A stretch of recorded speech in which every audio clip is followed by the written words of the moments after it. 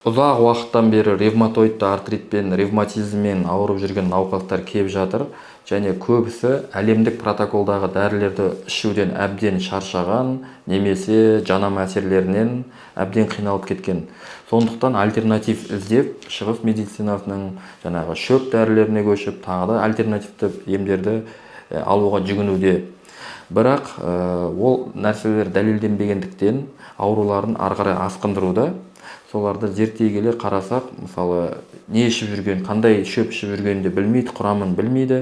Оны зерттесек, ол шөптерде де жаңағындай жанама әсер беретін гормондар, немесе жаңа обезболить ететін дәрілер болып шығып жатыр.